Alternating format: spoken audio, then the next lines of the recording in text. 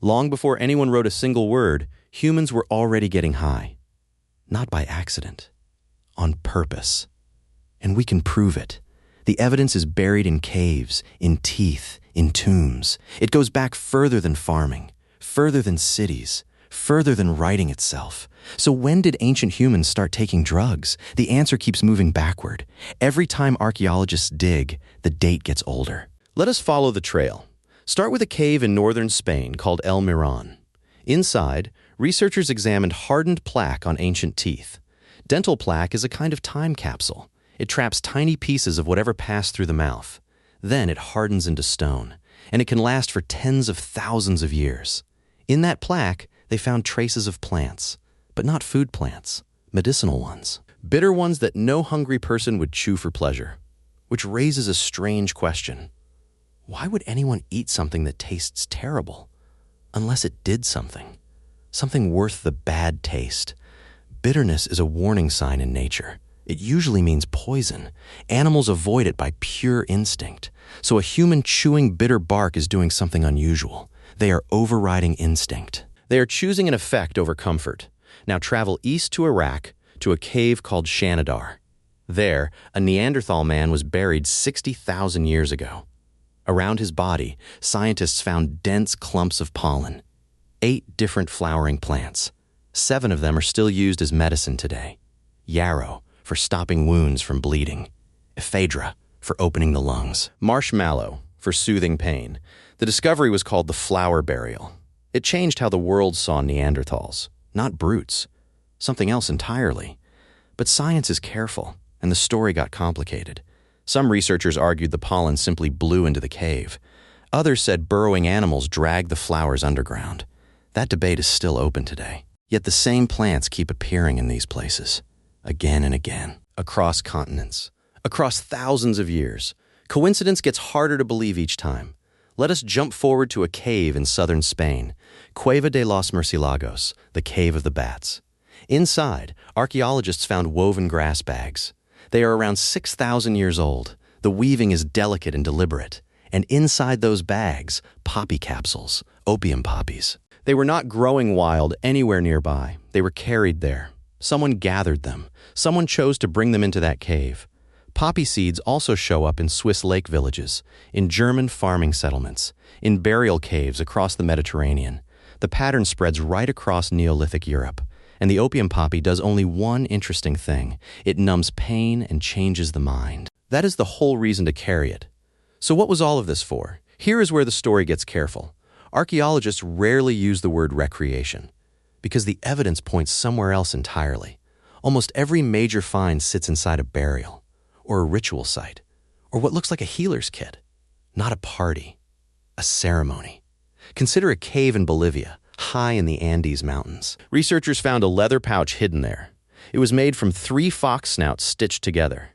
The craftsmanship alone took real effort. Inside were chemical traces of 5 different drugs: cocaine, harmine, bufotenine, dimethyltryptamine, and benzoylecgonine. That pouch is roughly 1,000 years old. Here is what makes it remarkable. Those plants do not grow in the same place. Some came from the rainforest, far below. Others came from the high mountains. Someone gathered them across very different landscapes, then combined them into one bundle. That is not stumbling onto something by luck. That is a recipe. Chemistry without a laboratory. Then there is the Yanghai tomb out in western China. A man was buried with almost 2 pounds of cannabis. The plants were laid across his body like a blanket. The burial is 2,700 years old. The desert air preserved everything, and the cannabis was chosen carefully. It was unusually high in psychoactive compounds. The seeds had been removed. The stalks had been trimmed. Someone selected this specific plant. Someone knew exactly what it did.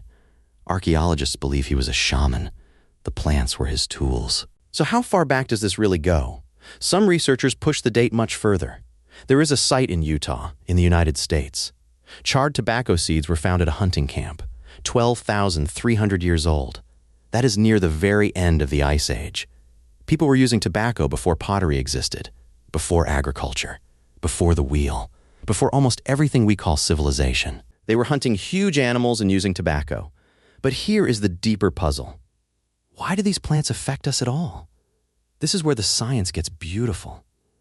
Plants did not evolve to make humans feel anything. They evolved these chemicals as weapons. Bitter compounds to poison insects, toxins to stop animals from eating their leaves. Nicotine is an insecticide. It kills the caterpillars that chew tobacco plants. Caffeine paralyzes the bugs that attack coffee. Morphine is a defensive alkaloid. These molecules are not gifts to us. They are chemical warfare. The plant is only trying to survive. So why do they work on the human brain? Because of an accident of evolution. Our neurons talk to each other with chemical messengers. Small molecules that fit into receptors, like a key fitting into a lock. And some plant toxins happen to have a similar shape, so they slot into the same locks. Not because they were designed to, simply because the geometry lines up. Scientists call this molecular mimicry. It is a coincidence written into chemistry itself. Think about how strange that really is. Your brain has receptors for its own painkillers. They are called endorphins. Opium fits into those exact same receptors. Your brain also makes cannabis-like molecules. They are called endocannabinoids. The plant version fits the same slots. We did not evolve to use these plants. The plants just happen to match us. Two separate branches of life, fitting together by pure chance. Now think about what our ancestors did with that. They had no microscopes, no chemistry, no way to see a receptor or a molecule. So how did they ever find these plants? By testing everything. Slowly, dangerously, over countless generations. Somebody chewed a leaf and felt strange. Somebody remembered it. Somebody told the next generation. The knowledge passed down as story and ritual. Most of those experiments must have failed. Some of them killed people. Those failures are invisible to us now.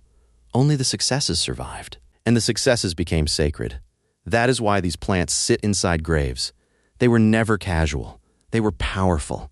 And power gets wrapped in ceremony. There is one more twist worth sitting with. Look at where the finds cluster. Healers. Burials. The dead. Many of these plants blur a line we take for granted. The line between medicine and vision. The same poppy that stops pain also brings dreams. The same cannabis that eases the body alters the mind. Ancient people may not have separated those things. Healing and visions might have been a single idea. The plant did not just repair the body. It opened a door. And behind that door was the spirit world. At least, that is what they seem to have believed. That belief is written into how they buried each other. There is another clue hiding in our own biology. Look closely at the human liver. It is packed with enzymes that break down plant toxins.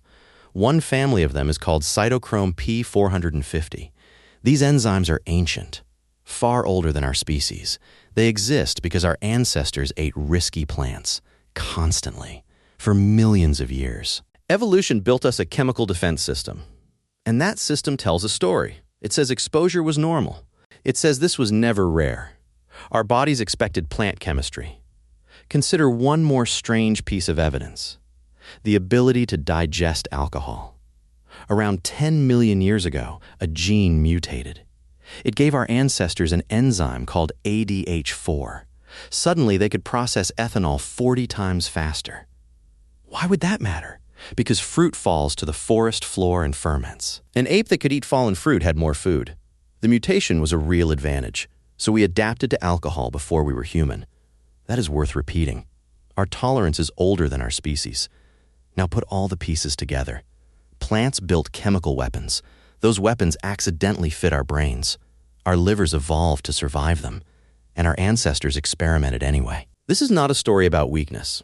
It is a story about curiosity, about a species that tested the world and remembered what happened. Archaeologists have a phrase for this. They call it the deep history of intoxication. Deep, because it has no clear bottom.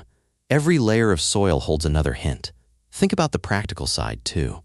Ancient life was painful. There were injuries, infections, broken bones. No hospitals, no surgery, no anesthetic. A plant that dulled agony was not entertainment. It was survival. A healer with poppies had real power. They could stop someone screaming. In that world, this was close to magic. And magic belonged to the spirit world. So the healer and the shaman were often one person. The categories we used did not exist yet. Medicine, religion, and vision were braided together. One rope, not three. So maybe we are asking the wrong question. It assumes drugs were a category. For most of human history, they were not. They were simply powerful plants. Some fed you, some killed you, some healed you, and some showed you things. The line between those was thin, and it moved. So when did humans start taking drugs? The honest answer is that we may never pin it down. Every new excavation moves the date backward. 12,000 years is the confident floor. 60,000 years is the contested edge. And the truth is probably older still. Because this is not really a human story. Elephants seek out fermented fruit. Reindeer eat hallucinogenic mushrooms in the snow. Dolphins pass pufferfish between them, gently. Birds get drunk on overripe berries. Even fruit flies self-medicate with alcohol. The impulse may be far older than our species. We simply gave it meaning. We wrapped it in ritual. We wrote it into our burials. We turned a chemical accident into a ceremony. And then we left it in the ground, waiting for us to dig it up again. The next answer is still buried somewhere, under a cave floor, inside someone's teeth, waiting. Thank you for watching. If this changed how you see the ancient world, subscribe, because the past always has more to teach us.